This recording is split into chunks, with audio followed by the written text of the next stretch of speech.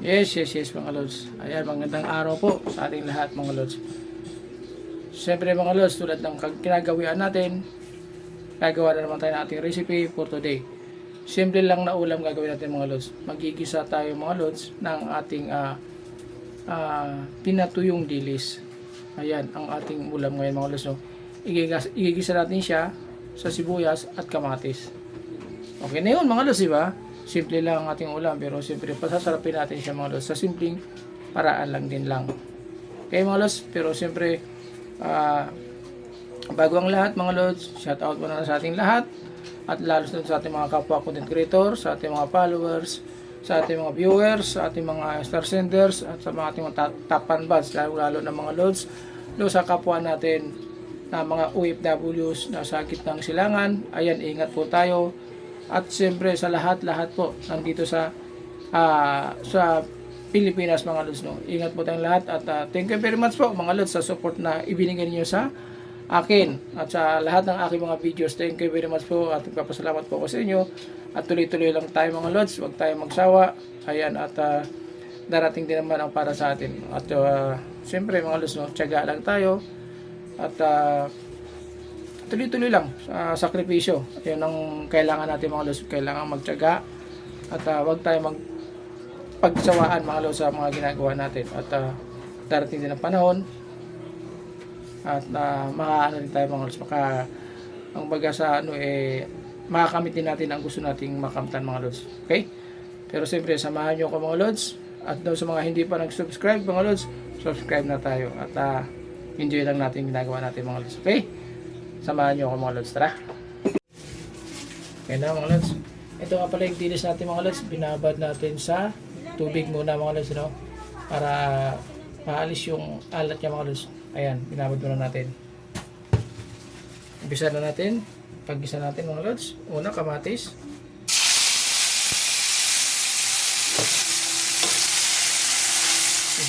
Luto-luto naman natin mga lods.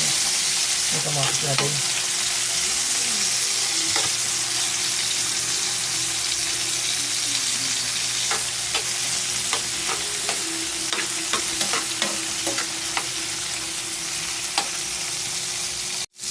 Ayan.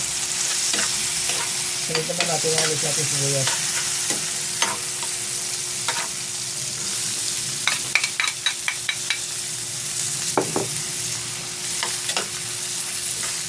Ayan lang siya mga lods. Milis lang natin.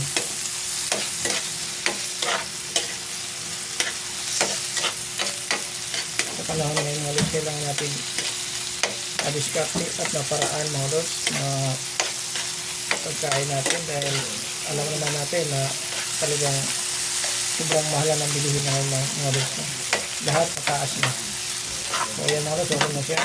Lagyan natin ating dilis.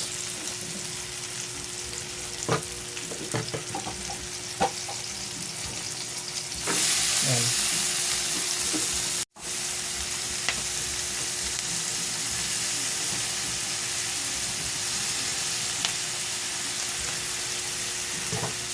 Ayan. Bigas-bigas lang natin mga lods.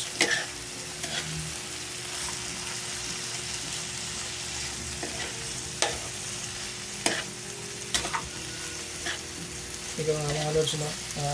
Ang lahat ng bagay mga lods kailangan maparaan tayo para makasurvive tayo mga lods. Ang gaano man kahirap o gaano man napagdaanan natin mga lods, kailangan natin kumuha ng paraan para makasurvive tayo mga lods sa pang-araw-araw natin. So ayan mga lods, bigos-bigos lang muna natin siya para maluto yung ating dilis na tuyo mga lods yun.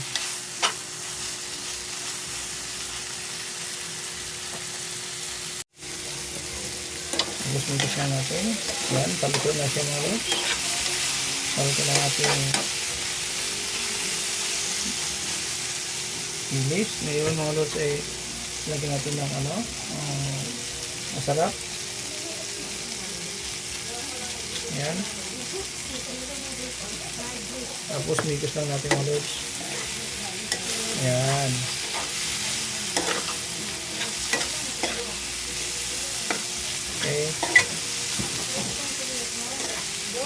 Ngayon mga lods, no?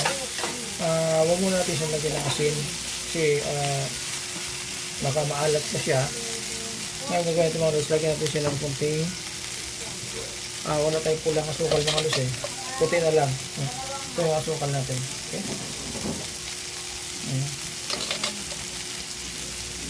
Ayan. Tapos mitis-mitis lang natin mga lods.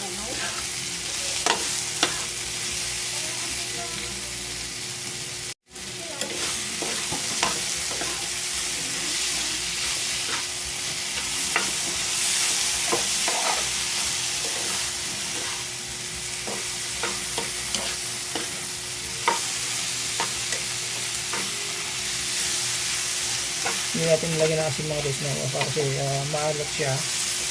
Kaya yun lang ginawa natin mga lods. Yan natin kung kaya sukal. Ayan. Ano lang muna natin mga lods yung mantika niya kasi medyo meron pa siyang mantika. No? Para matutid siya ng konti mga lods. Okay.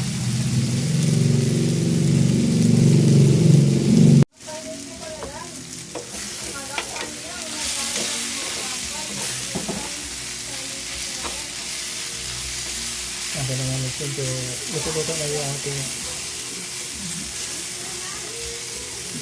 bibis mga luto. Ayun na.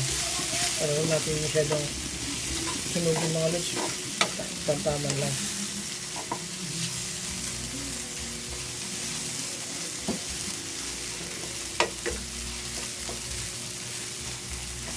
Ayun na.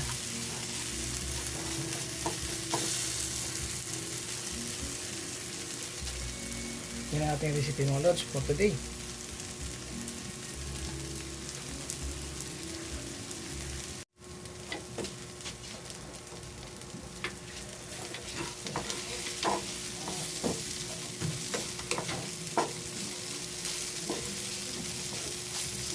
Yan mga lods. Yeah.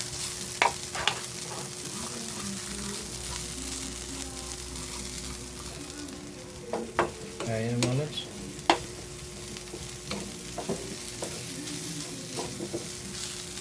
Paalam na mga lods.